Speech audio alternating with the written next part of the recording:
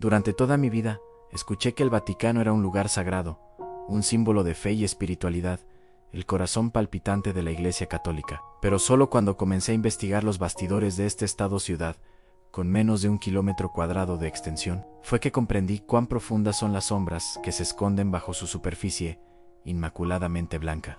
Y lo más sorprendente, no todo lo que sucede entre sus muros se revela al mundo. Hoy voy a contarte algunos de los secretos más misteriosos que el Vaticano preferiría que nunca descubriera, secretos guardados durante siglos, algunos tan peligrosos que muchos prefieren ni siquiera mencionarlos en voz alta. Al inicio de mi investigación, descubrí que hay un lugar en el Vaticano que tal vez sea más protegido que la propia Capilla Sixtina Ion, los Archivos Secretos del Vaticano. Un nombre que parece sacado de una película de conspiración, pero que es absolutamente real. Oficialmente se llaman Archivo Apostólico del Vaticano, pero no te dejes engañar. Ahí están almacenados documentos que datan de hace más de 12 siglos, desde cartas de reyes y emperadores hasta registros de juicios oscuros de la Inquisición. Muy pocas personas en el mundo tienen acceso a este contenido.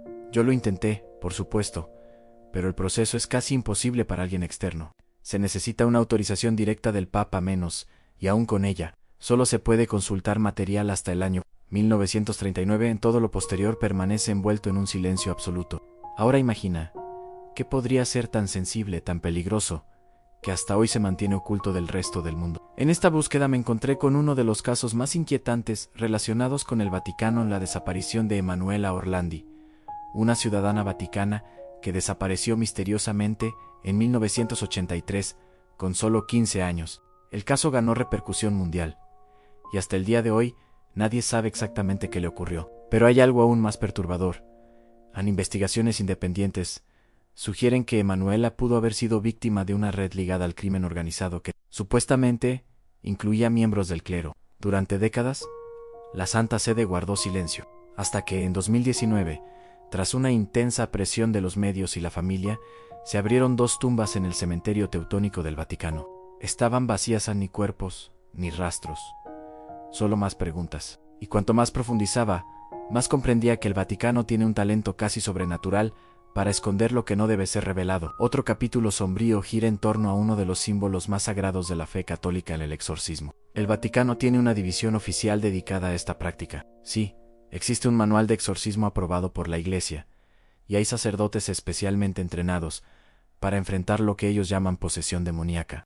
En 1999, el propio Papa Juan Pablo II realizó un exorcismo personalmente, algo rarísimo en los tiempos modernos. Pero lo que realmente llamó mi atención fue la cantidad de casos reportados en los pasillos del Vaticano que jamás salen a la luz pública. Según fuentes internas, algunos de estos rituales ocurren en los sótanos del propio Vaticano, lejos de cámaras, lejos de testigos, y existen rumores, reforzados por exorcistas veteranos, de que fuerzas oscuras se habrían infiltrado incluso dentro de la propia estructura de la Iglesia. El Vaticano reconoce oficialmente la existencia del mal, pero quizás no revela todo lo que sabe sobre él. Y entonces llegamos a la figura más emblemática del Vaticano, el Papa Sem. Pero lo que pocos saben es que no siempre el papado fue una sucesión pacífica de líderes espirituales.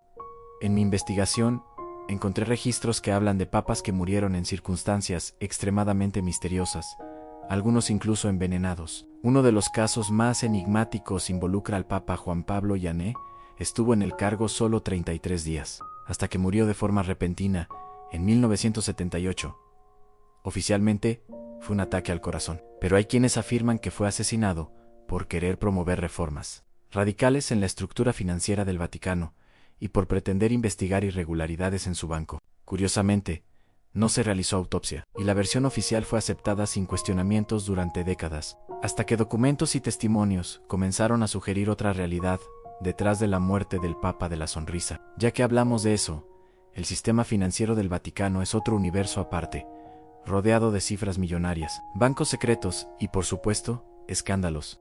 El Instituto para las Obras de Religión, conocido como el Banco del Vaticano, ha estado en el centro de polémicas que involucran lavado de dinero, conexiones con la mafia italiana y operaciones tan oscuras que aún hoy desafían a los investigadores. En 1982, el banquero Roberto Calvi, apodado el Banquero de Dios, fue hallado ahorcado bajo el puente Blackfriars, en Londres. Estaba vinculado al Banco del Vaticano y a la logia masónica P2, una sociedad secreta con tentáculos en toda Europa. Oficialmente, se trató de un suicidio, pero todo indicaba un asesinato. Hasta hoy, los verdaderos responsables no han sido identificados, y el Vaticano optó por el silencio. Existen también rumores sobre documentos que el Vaticano tendría sobre civilizaciones antiguas y tecnologías perdidas. Teorías apuntan a que en sus archivos secretos podría haber material que probaría contactos extraterrestres o información sobre el verdadero paradero del Arca de la Alianza. Por supuesto, esto entra en el terreno de la especulación.